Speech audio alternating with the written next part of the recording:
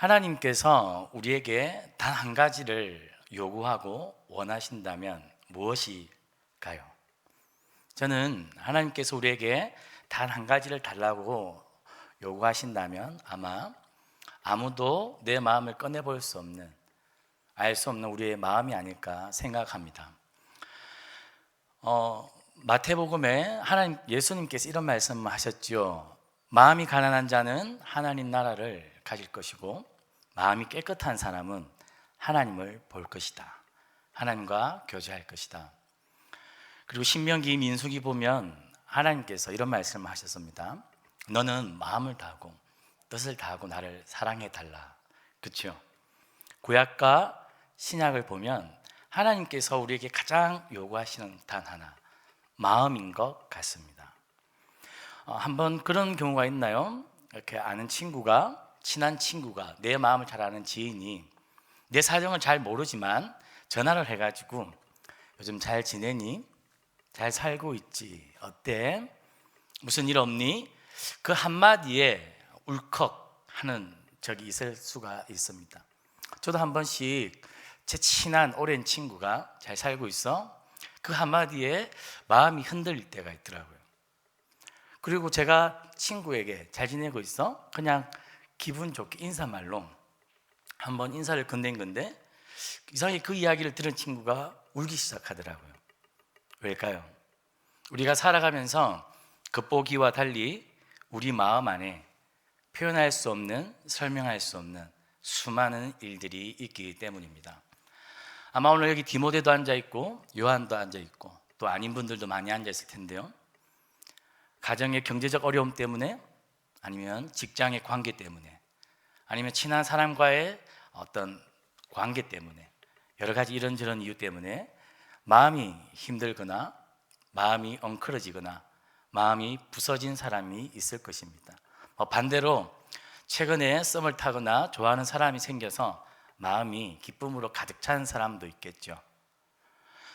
오늘 시편 51편을 쓴 사람은 다름 아니라 다윗 왕입니다. 다윗 왕은 누구일까요? 이스라엘 백성들이 가장 존경했고 가장 사랑했던 왕이 바로 다윗 왕입니다. 바벨론 포로로 잡혀갔다가 복귀할 때, 이스라엘을 재건해야 될 때 그 재건의 기준이 되었던 시절, 그때가 바로 다윗 왕이 이스라엘을 다스리던 시절로 재건하고 싶어 했습니다. 신약 시대에 메시아가 오면 우리가 로마의 식민지 하에서 벗어나 하나님 나라를 다시 재건할 건데, 그때의 기준이 되었던 왕도 바로 다윗 왕입니다. 그러나 그렇게 존경받고 사랑받았던 그 다윗 왕이 오늘 쓴 시편은 그의 그러한 멋진 이력과 스펙과 관련이 없는, 사실은 다윗 인생의 흑 역사라고 할 수 있는, 감추고 싶은 그 이야기입니다. 오늘 시편에서 하나님께서 다윗의 이 감추고 싶은 이 이야기를 성경은 숨기거나 우리에게 구석에 감춰놓지 않고 오늘 시편 51편 다윗의 기도를 통해 그의 아픔을 고스란히 우리에게 전달해주고 보여주고 있습니다. 왜일까요? 하나님 나라에서 하나님이 보실 때 다윗의 그러한 멋진 이력과 경력과 스펙이 중요한 것이 아니라 하나님 나라에서는 깨어진 마음, 부서진 마음, 그러나 회복되기 위해서 발버둥치는 그 중심의 간절한 마음, 하나님은 그것이 그 어느 것보다 중요하기 때문에 오늘 이 다윗의 너무나 아픈 이야기를 고스란히 우리에게 전달하고 있습니다. 사실 다른 경전들은 어떻습니까? 그 경전들의 주인공들을 미화하기가 바쁘지요. 불교에서는 부처를 미화하기 바쁩니다. 그러나 성경은 어떻게 된 것인지 성경 속의 중요한 인물들의 이야기를 감추거나 미화시키지 않습니다. 있는 그대로 이야기하죠. 노아가 술 취한 이야기, 아브라함이 애굽에 내려가 아내를 누이라 속인 이야기, 그리고 오늘 시편 51편에 다윗이 그의 충성스러웠던 우리아의 아내 바세바를 범한, 동침한 그 이야기, 그것을 우리에게 고스란히 드러내고 직면시킵니다. 성경은 하나님의 성품을 그대로 반영하죠. 있는 모습 그대로를 드러냅니다. 그런데 이 하나님의 성품의 진실함을 오늘 우리는 시편 51편을 통해서 만나고 있습니다. 오늘 1절에서 5절에 반복되는 단어가 하나 있는데요. 어떤 단어가 반복되고 있을까요? 1번 치킨, 2번 잠, 3번 죄. 몇 번일까요? 1번, 3번 죄, 죄악, 죄과 죄를. 이 죄라는 단어가 지금 여러 차례 반복이 되고 있습니다. 죄라는 것은 어떤 의미를 가지고 있냐면 하나님께서 하나님의 백성들, 하나님과 사귀는 그 백성들이 걸어가야 될 길이 있는데 그 길에서 벗어나는 그 상황을 죄라고 이야기합니다. 그래서 죄를 회개한다라고 할 때 이 회개, 휴보라고 하는 단어는 어떤 의미일까요? 그 잘못된 길에서 다시 돌아오는 것입니다. 어디로요? 처음의 자리로. 그래서 C.S. 루이스는 이런 이야기를 한 적이 있습니다. 가장 진보한 사람은 잘못된 길을 들어섰을 때 가장 먼저 처음으로 돌아오는 사람이 가장 진보한 사람이다 라는 이야기를 합니다. 오늘 다윗은 1절부터 5절까지 하나님께 눈물을 흘리면서 하나님, 제 죄를, 제 죄악을 하나님이 아시는데 하나님 용서하여 주십시오 간절하게 기도합니다. 자신의 죄를 인정하고 고백하고 자신의 잘못을 잘못했습니다라고 고백하는 일이 쉬운 일일까요? 여러분들은 어떻습니까? 내가 뭔가를 잘못하고 있어요. 하나님한테도 잘못한 게 있고 누군가에게 잘못한 게 있는데, 그리고 어떤 순간은 내가 잘못하고 있는지도 모를 수도 있겠죠. 그런데 그때 누군가 나에게 찾아와서 너 그렇게 하면 안 되지 않니? 지적을 하면 그 지적을 잘 수용하고 받아들이고 피드백을 잘 듣는 편인가요? 아니면 하나님 앞에서 하나님, 제가 이번 주에 누군가를 마음으로, 그리고 친구들끼리 만나서 또 다른 친구를 백바이팅 했습니다. 험담했습니다. 내 양심이 찔릴 때 하나님 앞에 회개를 잘 하고 지내고 있습니까? 우리가 회개하고 죄를 고백하고 자신의 잘못을 인정하는 것은 의외로 우리에게 쉬운 일이 아닙니다. 우리는 회개를 유보할 때가 참 많아요. 지금 당장 하나님께서 양심을 통해 내게 말씀하실 때 우리는 회개하지 않고 그 회개를 유보합니다. 성경에 세 왕을 한번 비교해 보겠습니다. 오늘 다윗 왕의 이야기인데 이스라엘의 첫 번째 왕은 누굽니까? 사울 왕이죠. 사울 왕이 한번 잘못을 했습니다. 언제요? 하나님께서 이방 나라와 전투를 할 때, 전투를 하고 승리하면 전리품을 가져오지 말고 모든 것들을 다 죽이라라고 명령을 했습니다. 그런데 사울 왕이 전투의 전장에 나가 보니까 너무 탐나는 게 많아요. 뿔뿔 소고기들이 너무 많았던 거죠. 소를 챙겨왔습니다. 그리고 양고기를 먹으면 좋을 것 같아서 양도 챙겨왔어요. 금딱지를 보니까 금도 좋아서 다 챙겨왔습니다. 금 시세가 올라갈 것 같아가지고요. 하나님 말씀대로 행하지 않았죠. 그때 하나님께서 이 사울 왕에게 누구를 보냈을까요? 사무엘 선지자를 보냅니다. 그래서 사무엘 선지자가 했던 그 유명한 대사가 있죠. 순종이 제사보다 낫습니다. 사울 왕은 변명했습니다. 하나님, 제가 이 전리품을 가지고 온 것은 사실은 소고기 구이를 맛있게 해 먹으려고 한 것이 아니라 제가 이 금 시세가 올라가면 시세 차이를 이용해서 팔려고 했던 게 아니라 다 이거 제사 드리려고 했던 겁니다. 변명을 합니다. 자신의 죄를 인정하고 오늘 고백하지 않죠. 그래서 사무엘이 순종이 제사보다 낫습니다. 팩트 폭행을 합니다. 그리고 다윗 왕의 아들이 누구죠? 솔로몬 왕입니다. 솔로몬 왕 하면 우리가 좋은 인상을 가지고 있는데 열왕기 상하, 역대 상하를 보면 이스라엘이 둘로 쪼개진 원흉, 원래 나라가 하나였는데 왜 둘로 쪼개졌을까 생각해 볼 때 그 출발점에 모든 잘못의 기원은 솔로몬 왕이라고 이야기합니다. 왜일까요? 솔로몬이 나이가 들어 이방 여인들을 수천 명을 곁에 두었습니다. 여러분들 진시 황제가 많은 여인들을 곁에 둔 걸 알고 있죠. 누구를 따라한 거냐면 솔로몬 왕을 따라했습니다. 열왕기 상하를 한번 읽어보십시오. 솔로몬 곁에 얼마나 많은 첩이 있었는지요. 그리고 솔로몬 왕은 노년에 이방 나라에서 온 공주들이 각자 자기 나라의 우상들을 미니어처로 만들어서 예루살렘에 가지고 왔어요. 왜? 정치적인 전략 때문에 결혼을 했는데 집을 떠나오니 얼마나 외로웠겠어요? 그래서 자기가 오랫동안 섬기던 미니어처 우상을 다 들고 옵니다. 그러면 솔로몬 왕이 어떻게 해야 될까요?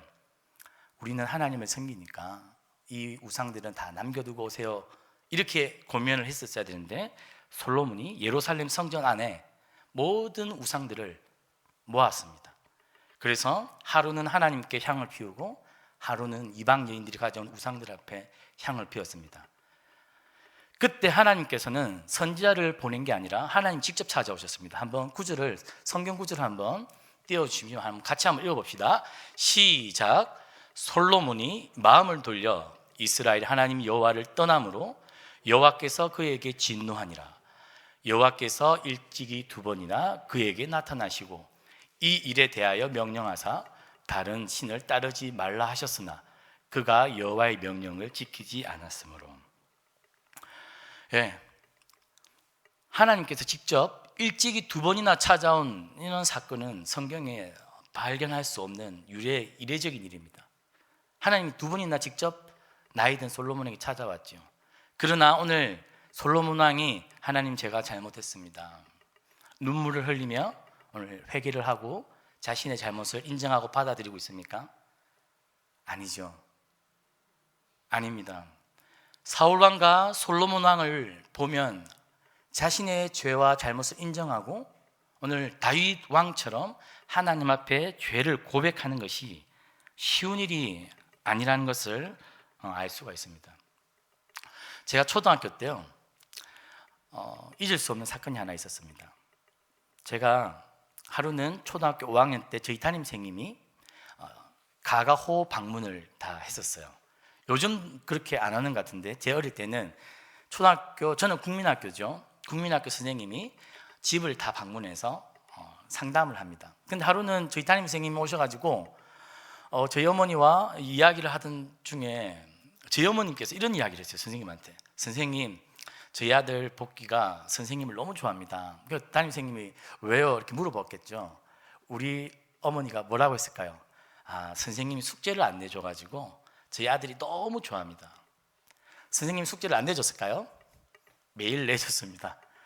그럼 저는 집에 가가지고 엄마한테는 선생님이 오늘 숙제가 없습니다, 거짓말을 했던 것이죠.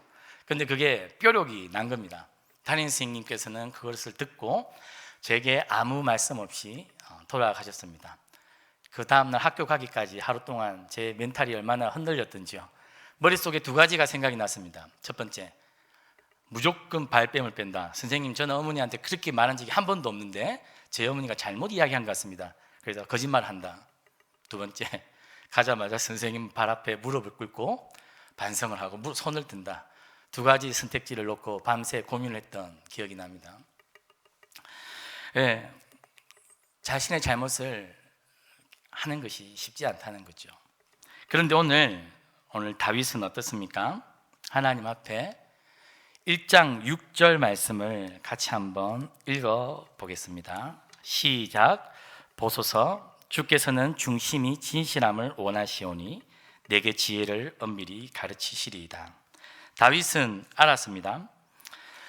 하나님께서 가장 자신에게 원하는 것은 자신의 상황이 마음이 부서지고 엉클어지고 죄를 지은 그 마음 감추고 덮어두고 잘 살고 있는 것처럼, 문제 없는 것처럼 하나님 앞에 나아가는 게 아니라 하나님께서 중심을 보시니 그 중심을 가지고 나아가야 되겠다는 생각을 오늘 한 겁니다. 그러나 자신의 죄를 인정하고 그리고 잘못에 대한 책임을 지는 일에는 무엇이 필요할까요? 용기가 필요합니다. 그렇죠? 용기가 없으면 자신이 지은 죄를 시인하는 것도 어렵고 자신의 잘못에 대한 책임을 지겠다라는 마음을 가지기가 어렵습니다. 아리스토텔레스가 이런 이야기를 한번 한 적이 있습니다. 용기란 두려움이 없는 상태가 아니라 두려움을 직시하면서 활동할 수 있는 능력. 오늘 다윗은 아마 두려웠을 겁니다. 자신의 지은 죄가 너무나 컸기 때문에. 그러나 오늘 다윗은 그 두려움을 직시하면서 하나님 앞에 나아가고 있습니다. 다윗의 죄는 밧세바를 범한 죄입니다. 사실 다윗의 죄는 우리의 죄와 많이 닮아 있습니다. 그렇죠? 다윗의 죄라고 해서 우리가 안 짓는 그런 죄는 아닐 것 같습니다. 한번 질문해 볼 필요가 있을 것 같습니다. 왜 다윗은 이러한 인생의 치명적인 실수와 잘못과 건널 수 없는 강을 건너는 이 죄를 지었을까요? 왜 다윗의 마음이 한순간 이 사건을 통해 무너져 버렸을까요? 저는 본문을 묵상하면서 한 3가지로 생각해 보았습니다. 첫 번째, 우리 인생이 너무나 잘 나갈 때 우리의 마음이 교만해집니다. 다윗은 이 사건을 저지르기 직전까지 모든 이방 나라와의 전투에서 무패 행진을 벌였습니다. 이스라엘의 숙적은 다름 아니라 블레셋이었습니다. 블레셋은 가장 좋은 땅, 이스라엘의 옆구리 같은 땅을 차지하고 있으면서 이스라엘이 1년 내내 비가 잘 안 오는 그 땅에서 땀 흘리며 곡식을 지었는데 추수할 때가 나타나면 홀랑 그것을 다 빼가는 거죠. 얼마나 얄밉겠습니까? 생각해 보십시오. 여러분들이 월급날, 갑자기 이 월급날을 누군가 통장에서 빼갔다 생각해 보세요. 그래서 이 블레셋이 이스라엘의 주적이었죠. 그런데 다윗은 이 블레셋을 아예 그냥 머리를 쳐들지 못할 정도로 부셔 놓았습니다. 미디안과의 전투, 이스라엘을 위협하는 모든 나라들을 한순간에 정복했습니다. 아주 잘 나갈 때였죠. 아마 그래서 이 다윗의 마음은 교만했던 것 같습니다. 우리의 마음이 교만할 때 우리의 마음은 빗장이 열리고 느슨해질 수 있습니다. 교만해질 때 우리는 우리의 마음을 지키기가 굉장히 어렵다는 사실을 여러분들은 알 수 있을 것입니다. 승진을 할 때 좋은 대학에 입학을 해서 좋은 학점을 받았을 때 여러 가지 여러분들이 잘 나갈 경우가 있겠습니다. 이제 나이가 들면 투자를 했는데 투자에 대박이 났을 때 여러 가지 상황들이 있겠죠. 그러면 그 순간 우리는 내가 잘해서 우리 우쭐해질 수 있습니다. 그때 교만은 우리의 마음을 열고 그 방심한 마음에 오늘 바세바라고 하는 한 여인이 다윗의 눈에 우연히 들어왔습니다. 처음부터 다윗은 범죄할 생각이 없었죠. 그러나 자기 눈에 들어온 이 유혹, 마음속에 찾아온 이 유혹을 이겨냈었어야 되는데 어떻게 했습니까? 다윗은 그것을 이길 수 있는 마음의 힘과 자원이 없었습니다. 처음에는 우연히 죄가 우리의 마음을 유혹했고 문을 두드렸는데 다윗의 그 다음 행동은 무엇입니까? 굉장히 계획적으로 범죄를 준비합니다. 뭐죠? 바세바의 남편 우리아를 최전방, 전투가 가장 치열한 곳, 죽을 가능성이 가장 높은 곳으로 보내라고 지시합니다. 우연히 찾아온 죄에서 계획적인 죄까지 넘어갑니다. 우리의 마음이 그렇게 느슨해질 때, 교만해질 때 우리의 마음이 한순간에 그렇게 범죄와 죄와 유혹으로 넘어갈 수 있다는 것이죠. 마음은 너무나 중요합니다. 여러분들 살을 언제 뺍니까? 누군가 내 마음을 탁 터치할 때. 저 같은 경우는 테니스 대회가 열립니다. 만약에 6월 달에 열립니다. 그러면 제 마음속에 시합에 나가서 4강 안에 들어야 되겠다라는 동기부여가 일어납니다. 그럼 그때부터 살을 빼고 몸을 만듭니다. 아마 여러분들 중에는 누군가가 사랑하는 사람이 생기거나 좋아하는 사람이 보이면 내 몸을 좀 잘 만들어 볼까? 마음이 움직일 때 우리는 다이어트를, PT를 그리고 헬스클럽에 등록을 합니다. 그렇죠? 마음은 굉장히 중요합니다. 제가 책 2권을 한번 소개하고 가겠는데요. PPT 한번 올려주셨으면 좋겠습니다. 마음의 혁신이라고 달라스 윌라드라고 하는 기독교 영성에서 특히 이 마음이 우리의 신앙생활 지정의라고 하나요? 그 중에서 가장 중요한 역할을 하는 장소가 마음이다라고 하는데 이 마음은 레브, 지적 활동의 중심을 가리키는 말입니다. 마음의 이 책 혁신에서 사람의 의지 그리고 실천의 성품의 변화를 일으키는 가장 강력한 내적인 힘의 자리가 바로 어디냐 할 때 사람의 마음이라는 것이죠. 그래서 마음이 우리가 움직일 때 우리의 몸이 움직입니다. 사실 우리는 지식과 정보가 우리의 몸과 우리의 팔, 다리를 움직일 것 같지만 그것은 한계가 있다라고 이야기합니다. 다음 책 한번 설명해 드릴게요. 이 사람은 지금 미국 신학교에서 철학계에서 센세이션을 일으키고 있는 가장 주목받고 있는 신학자입니다. 제임스 스미스라는 사람인데요, 하나님 나라를 욕망하라라고 할 때 그동안 기독교 세계관은 우리가 세계관을 배우고 철학을 공부하고 성경을 연구하면 우리의 삶이 바뀔 거다라는 전제하에 기독교 세계관이 진행되어져 왔습니다.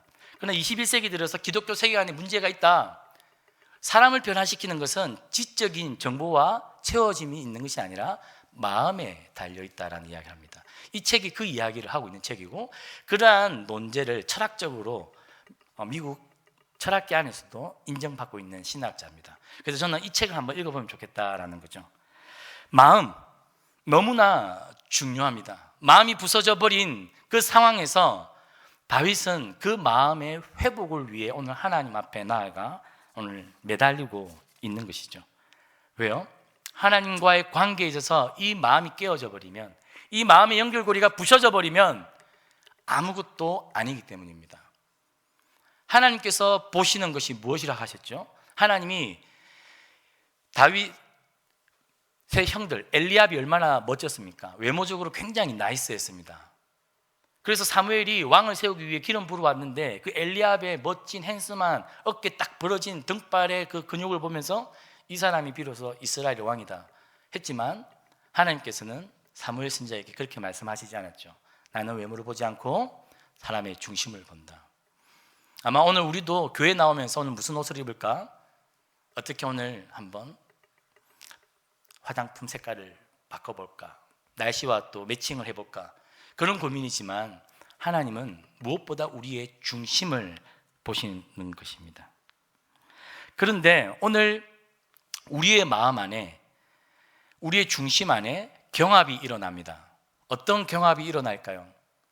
우리가 일상생활을 살아가면서 하나님과 그 친밀한 관계를 누리면서 하나님께서 우리가 걸어가기를 원하시는 그 길을 걸어가기를 원하는 그 마음의 욕망과 요구, 그러나 우리가 다른 뜻을 따라 살아가려고 하는 그 마음의 여러 가지 두 마음이 경합을 벌이지요. 그러나 우리의 마음이 어떻습니까? 여러분들의 마음은 어떻습니까? 마음이 돌같이 딱딱한 사람이 있을 수 있습니다. 아무리 성령 하나님께서 우리의 마음을 두드리고 찾아오고 은혜를 부어주시려고 하는데도 마음이 돌같이 딱딱한 사람, 그래서 조금의 미동도 없는 경우가 있습니다. 여러분들의 마음은 지금 어떤 상태입니까? 여러분들은 여러분들의 마음을 잘 들여다보고 있습니까? 하나님은 우리에게 오늘 다윗의 기도를 통해서 다른 것보다 우리의 중심 마음을 살피기를 원하고 있습니다. 17절에 이렇게 하나님께서 구하시는 제사는 상한 심령이라. 하나님이여 상하고 통회하는 마음을 주께서 멸시하지 아니하시리이다. 오늘 다윗이 깨어지고 부서진 마음으로 하나님께 찾아올 때 다윗은 알았습니다. 하나님은 우리의 부서진 마음, 통회하는 마음, 상한 마음, 이 마음을 가지고 나오시는 것을 중요하게 여기시는 분이라는 것을 다윗은 확신했습니다. 그래서 1절에 보니까 주의 많은 자비를 따라, 주의 넘치는 은혜를 따라 하나님 내 죄를 용서하여 주시옵소서. 저는 여러분들이 다윗의 이러한 마음을 가지고 드리는 기도를 언제 해본 적이 있는지 질문해 보고 싶습니다. 언제 한번 뜨겁게 내 마음을 하나님께 내려놓고 눈물로 기도한 적이 있습니까? 아니면 아예 최근에는 그냥 내 마음의 문제는 전혀 신경을 쓰지 않고 감출 수 있으니까, 누구에게도 숨길 수 있으니까 그 마음을 그냥 무시하고 내버려둔 채 살아가고 있지는 않습니까? 그러나 우리의 존재는 이 마음에 의해 움직이는 존재이기 때문에 절대 우리가 마음을 무시하고 살아갈 수가 없습니다. 마음에 하나님과 그 관계를 친밀함을 누리는 그 사귐을 가로막는 것들이 우리 마음 가운데 잔뜩 있는데, 그것을 무시한 채 우리가 온전한 제사, 온전한 예배를 드릴 수가 없는 것이죠. 마음이 회복될 때, 하나님께서 우리의 마음을 고치실 때, 우리는 우리의 마음을 부서뜨리고 깨었지만 하나님께서 우리의 마음을 회복시키고 이어 만지시고 다시 돌이킬 때, 우리는 그때 참된 아마 친밀함을 하나님과 누리고 예배를 드릴 수 있을 것입니다. 중심의 진실함, 오늘 다윗은 마음의 정직함을 놓고 하나님께 기도합니다. 그렇죠. 그래서 주의 성령을 거두지 마십시오. 우리가 마음이 회복될 때 어떠한 회복들이 일어날까요? 성령을 거두지 말라는 것의 첫 번째 의미는 성령은 기름 부으심을 이야기합니다. 구약에서 누구에게 기름을 부었죠? 왕과 제사장에게 기름 부습니다. 즉 다윗은 자신의 소명이 무엇일까? 이스라엘의 왕입니다. 하나님의 성품을 반영하고 드러내도록 부름받은 왕인데 기름 부으심을 받았는데 죄로 인해서 자신의 소명이 보이지 않는 겁니다. 하나님의 기름 부으심은 왕으로서 왕답게 정의와 공의를 백성들 앞에 솔선수범해라고 보였는데 왕이 먼저 정의와 공의를 깨버리고 힘이 없는 자신의 부하를 전장에 내보내고 그의 것을 탈취한, 그래서 성령이 떠나는, 즉 하나님께서 주신 왕의 그 귀한 사명을 잃어버린 것이죠. 그러나 마음이 회복될 때 하나님은 다시금 그에게 기름 부으시고 저와 여러분들 각자에게 주신 소명과 비전을 회복시킬 것입니다. 여러분들의 비전과 소명과 어떤 의미로 살아가야 되는지 모르겠습니까? 그것은 아마 여러분들의 마음과 연결되어 있을 것입니다. 오늘 다윗은 구원의 즐거움을 내게 회복시켜 주십시오. 다윗의 별명이 뭐였습니까? 제 별명은 떡볶이인데요, 다윗의 별명은 하나님의 마음에 합한 사람이었죠. 얼마나 하나님 보시기에 다윗이 정직하고 얼마나 다윗이 좋았으면 하나님 마음에 합했다라는 별명을 얻었을까요? 다윗의 인생 이야기를 쭉 이렇게 보다 보면 말년에는 다윗이 굉장히 성숙해집니다. 그의 아들 압살롬이 자신을 죽이려고 할 때, 쿠데타를 벌일 때 다윗이 어떻게 반응합니까? 그저 순리대로 자신을 그냥 맡겨버립니다. 그런 다윗, 하나님 마음에 너무나 쏙 들었던 그 마음, 다윗이 오늘 하나님과 누렸던 그 친밀함이 깨졌을 때 다윗이 얼마나 힘들었을까요? 뼈가 상하는 느낌, 단절된 느낌, 모든 것을 잃어버린 느낌. 밥을 먹고 운동을 하고 예루살렘 궁을 산책을 하는데 전혀 즐거움이 느껴지지가 않는 것입니다. 제사장들과 함께 하나님께서 명한 절기를 지키며 예배를 드리는데 예배 가운데서 하나님의 임재를 느낄 수가 없습니다. 왜요? 죄 때문에. 그래서 다윗은 잃어버린 그 하나님과의 친밀한 사귐, 구원의 즐거움, 하나님 다시 맛보기를 원합니다. 너무나 중요한 기도라고 저는 생각합니다. 저와 여러분들이 하나님과 친밀한 사랑을 누리고 맛보고 살아가고 있습니까? 아니면 그 사랑과 첫사랑을 놓쳐버린 지 벌써 한 달이 되었고, 아니면 6개월이 되었고 벌써 작년의 이야기는 아닌지 여러분들의 마음을 한번 돌이켜 보았으면 좋겠습니다. 마음이 정직함이 회복될 때 하나님께 구했던 다윗의 기도의 또 다른 내용은 자원하는 심령을 주사라는 겁니다. 우리의 마음이 회복될 때 자원하는 마음이 생깁니다. 누군가가 시켜서 억지로 의무적으로 예배 자리에 나와 우리가 신앙생활하는 것은 하나님 제일 싫어하는 거겠죠. 하나님은 바리새인들처럼 그러니까 이중적인 모습 너무나 싫어합니다. 하나님께서 원하시는 것이 뭘까요? 우리 스스로 우리가 기뻐서 우리가 원해서 자발적으로 하나님과 사랑을 나누는 그 자리, 사랑을 억지로 시켜서 되나요? 그렇죠. 하나님이 인격이기 때문에 하나님 역시 우리가 먼저 우리가 마음을 다해 하나님께 나올 때 하나님도 너무나 좋으시겠죠. 자원하는 심령을 하나님 회복시켜 주십시오. 그렇게 기도합니다. 오늘 시편 마지막 부분을 보면 다윗이 이러한 개인의 회복, 성령이 다시 임재하고 하나님과 구원의 즐거움을 다시 누리고 자원한 심령이 생겨날 때 다윗의 이러한 회복을 통해 어떠한 회복이 일어날까요? 결과적으로는 이스라엘 공동체의 회복이 일어납니다. 51장 13절 그리하면 내가 범죄자에게 주의 도를 가르치리니 죄인들이 주께 돌아오리이다.